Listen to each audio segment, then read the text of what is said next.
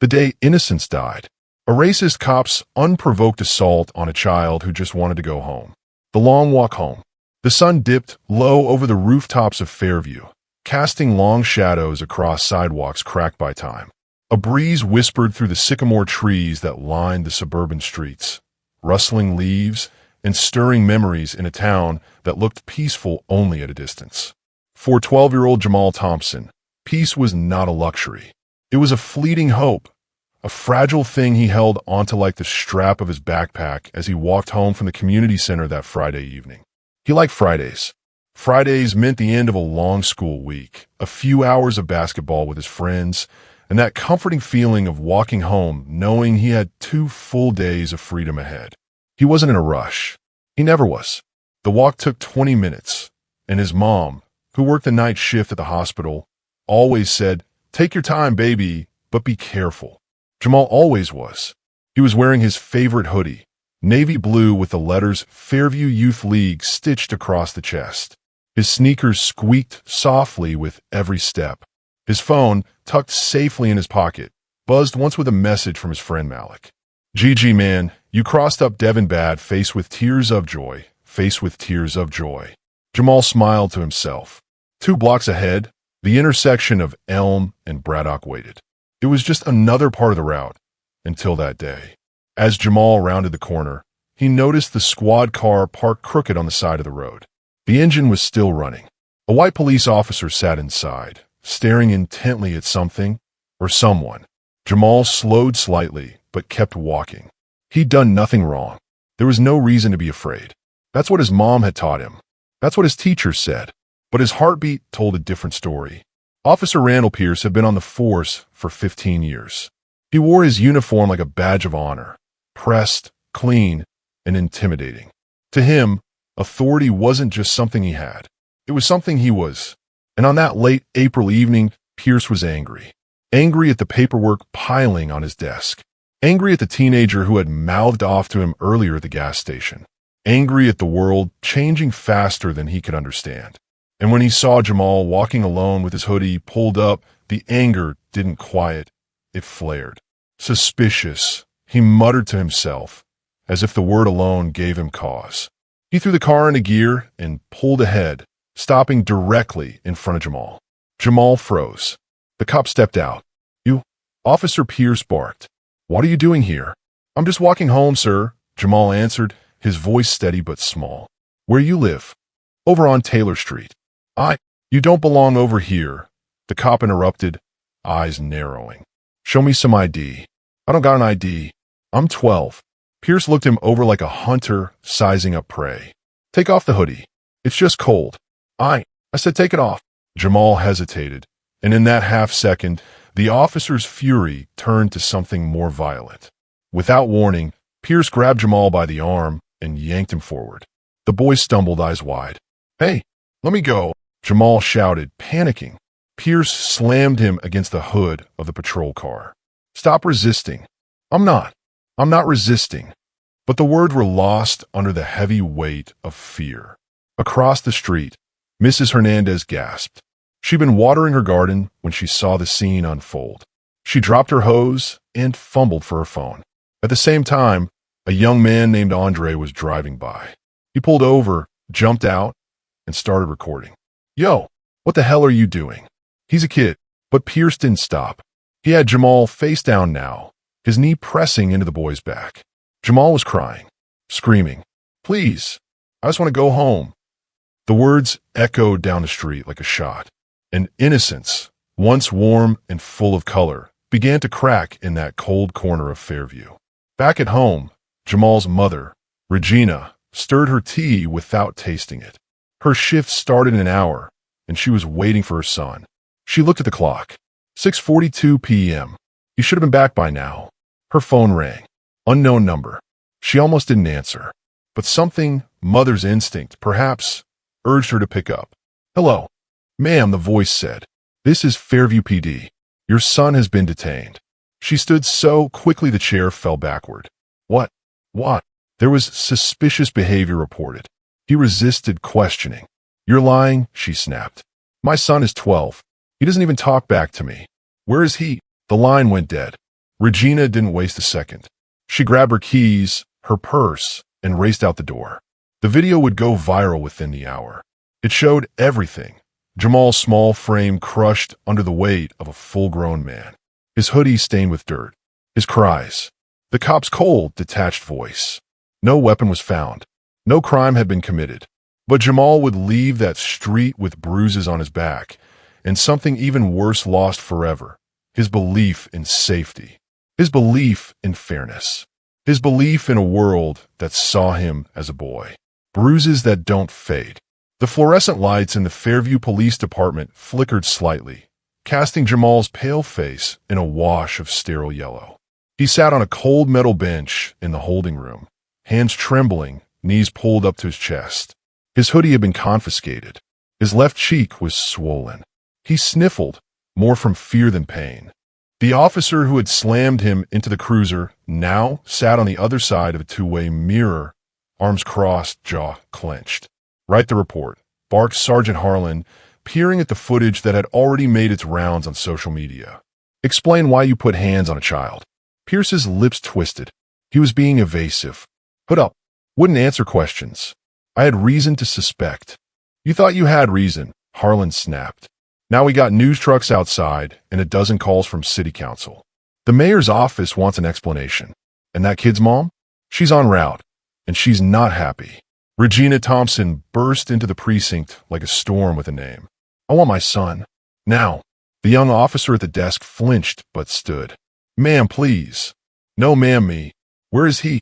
The sergeant emerged from the back. "Mrs. Thompson? I'm Sergeant Harlan. Please calm. Don't tell me to calm down. You put hands on my child. You dragged him off the street like he was trash. He's 12. We're investigating, I assure you. Where is my son?" Harlan relented.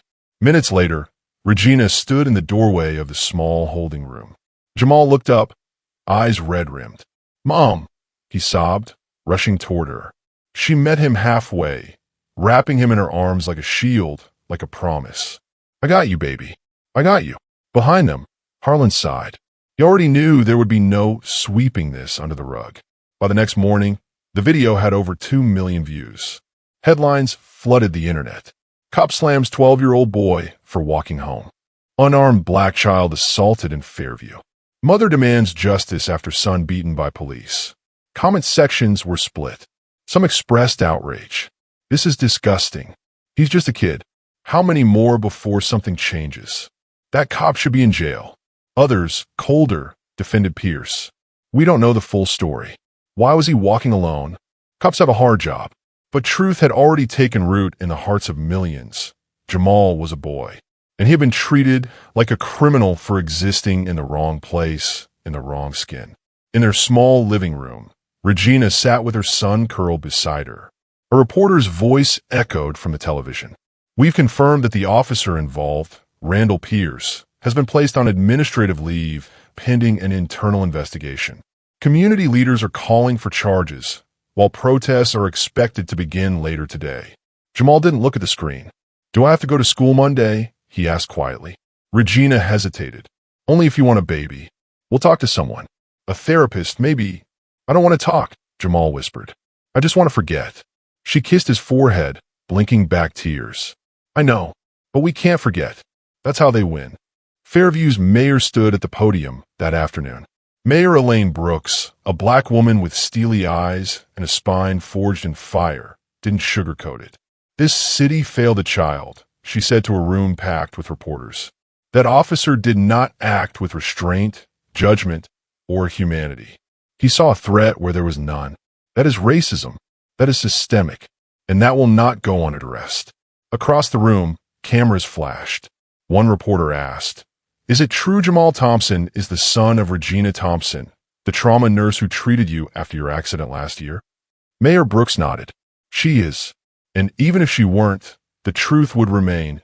That officer saw a black child and saw a suspect. That is unacceptable." Protests swelled by evening. Marches clogged the streets. Signs held high. "Protect black children. Justice for Jamal. Defund racism." Jamal watched from the window as people chanted his name. It felt strange, like the world had opened a window to a room he never meant to enter.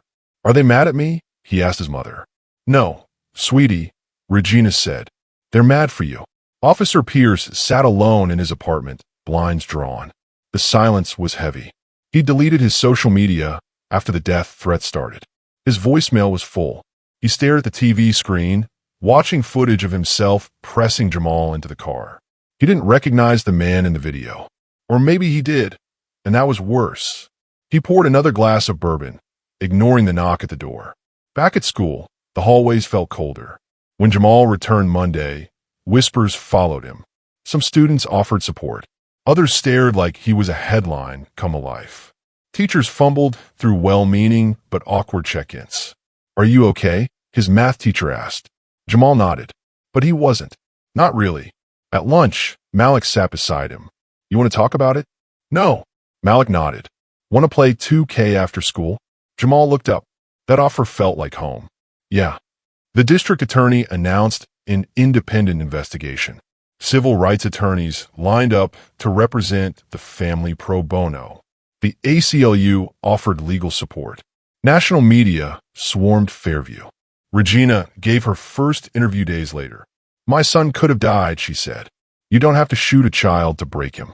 Sometimes it only takes a uniform and the wrong kind of hate." One night, Jamal had a nightmare. He was walking home again.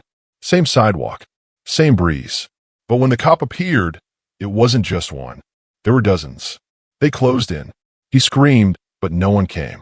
He fell, and the pavement swallowed him whole. He woke up gasping, drenched in sweat. Regina held him close. "You're safe, baby," she whispered. "You're home." At the city council meeting, Regina stood to speak. "My son didn't ask for this. He didn't throw a rock. He didn't yell.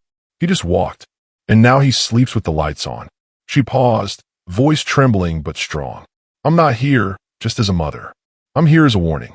If it could happen to Jamal, it can happen to anyone's child. We cannot wait for another video. We need change now." A courtroom and a city on edge.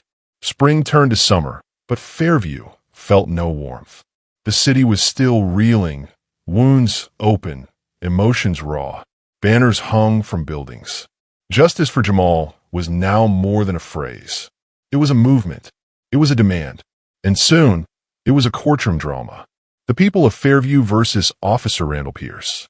Pierce sat stiffly at the defendant's table, flanked by his attorney. His uniform had been replaced by a press suit. No badge, no belt, just a man with no one left to hide behind. Across from him sat Regina, calm but fierce, her hand on Jamal's. The boy sat taller now, no longer hiding in his hoodie, but the shadow in his eyes told the real story. He would never be the same. Judge Eleanor Banks presided, an older black woman known for her sharp mind and fair rulings. "This is not just a trial of actions," she said in her opening remarks. "This is a trial of responsibility, of accountability. Let the facts speak." The prosecution opened strong. Video evidence, eyewitness accounts, expert testimony. Mrs. Hernandez testified first, voice trembling. "He didn't do anything. That boy was just walking." Andre, the bystander who filmed it, followed. "I knew something was wrong the second I saw that cop jump out. It was like he'd already decided the kid was guilty." Then came the pediatrician. Jamal sustained severe bruising on his ribs and back. His wrist was sprained. There are signs of psychological trauma consistent with PTSD. The courtroom shifted in silence. The defense leaned into the old playbook. "He was wearing a hoodie," the attorney said, shrugging. He didn't immediately identify himself. He hesitated. Officer Pierce had to make a split-second decision. Jamal's stomach turned. The attorney gestured to the jury. "This is not about race. This is about reasonable suspicion." But the jury wasn't blind.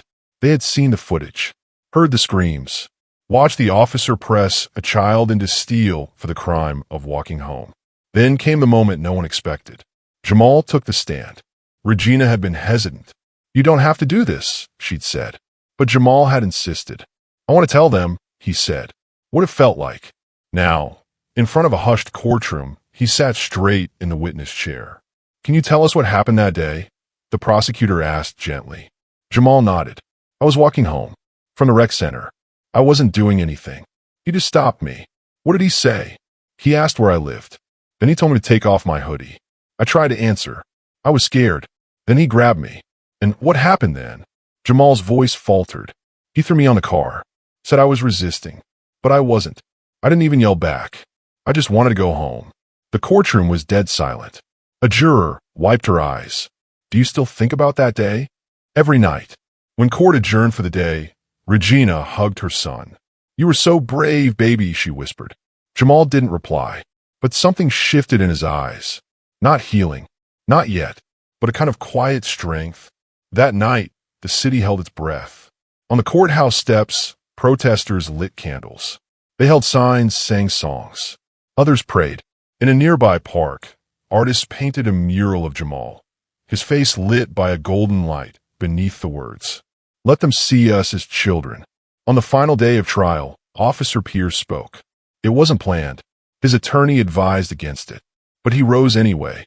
He stood at the witness box, cleared his throat, and said, I saw a hoodie. I saw someone not answering me fast enough. And in that moment, I didn't see a child. I saw a threat. That's not an excuse. That's the problem. And I was wrong. Gasps filled the courtroom. Even the judge raised an eyebrow. I can't take it back. I hurt that boy. I hurt his family. I hurt this city. I'm sorry. Regina stared at him, unmoved. Words were easy, but justice, real justice, was harder. The jury deliberated for 2 days. On the third morning, the verdict came. Guilty. The courtroom erupted, some with cheers, others in solemn silence. Jamal flinched at the noise, then squeezed his mother's hand. The judge sentenced Pierce to 3 years in prison, with mandatory bias training and psychological evaluation. Some said it wasn't enough. Others said it was unprecedented. But for Jamal and his mother, it was the start of something. In the weeks that followed, change came slowly. Fairview PD launched a new de-escalation program. Officers were required to attend community engagement workshops. The city council passed the Safe Streets for Youth bill, ensuring officers receive specialized training in dealing with minors. And Jamal? He started therapy. He kept walking home, but now with friends by his side. The hoodie he wore that day now hung framed in his room, a symbol not of fear, but survival. 1 year later, he spoke at a youth summit. He was 13 now, taller, still quiet, but his voice carried weight. People say I was a victim, he told the crowd, but I think I'm more than that. I'm proof that it's not okay to treat kids like suspects, that we deserve to be safe. The room erupted in applause, and in the front row, Regina wiped away a tear, not of grief, but of pride, from pain to purpose. 2 years had passed since that day on Westbridge Avenue, the day Innocence died. But for Jamal Thompson, life was no longer defined by pain alone. It was now shaped by resilience, purpose, and something he never expected to grow from trauma: leadership. Fairview Middle School had changed. After the verdict, a coalition of students, parents, and educators had worked with the district to create the Safe Passage Initiative, a program built to support students of color as they moved through the city. Officers were assigned to schools not as enforcers, but as community liaisons. Uniforms were replaced by approachable polos. Conversations were encouraged. Relationships formed. And Jamal, now 14, was at the heart of it. He led student circles. He organized healing walks. He spoke at school board meetings. He's not just a kid anymore, Regina told a local reporter. He's a movement. One afternoon, Jamal returned to the place it all began. The sidewalk near Westbridge Avenue was newly paved, smooth, and uncracked. Flowers bloomed along the edge. A bronze plaque sat beneath a tall oak tree planted in Jamal's honor. In memory of justice denied, and in hope of justice done, may no child walk in fear. He stood quietly, the wind tugging at his hoodie. The same one, now faded, now iconic. He was no longer afraid of this place. He had reclaimed it. Officer Pierce was released after serving 18 months. His whereabouts were unknown. He moved out of state, resigned from law enforcement, and had not been heard from publicly since. But Regina received a letter one morning. No return address. It read, Ms. Thompson, I know I don't deserve your forgiveness. I may never get it. But I wanted you to know I've changed. I'm in counseling. I speak at trainings now, warning other officers about what happened that day. About the moment I forgot how to see a child as a child. Your son saved more lives than he knows. Sincerely, Randall Pierce. She didn't show it to Jamal. Not yet. He was thriving, and she wanted that light to stay untainted. At the 10th Annual Youth Empowerment Conference, Jamal was the keynote speaker. Hundreds filled the auditorium. Teachers, activists, students, families. His face was on the program. His story now a case study in every social justice curriculum from coast to coast. He took the stage, not with a speech, but a story. 2 years ago, I thought my life was over. I thought no one would believe me. I thought I'd always be scared of walking home. But something happened. People stood up, not just for me, but for what was right, for every kid who ever felt invisible or targeted. And I learned something. They can take your safety. They can try to take your dignity. But they can't take your voice. And your voice? That's power. Thunderous applause. Tears. Cheers. He didn't just survive. He rose. At home that night, Jamal sat with his mother on the porch. They watched the stars in silence, the soft chirping of crickets filling the air.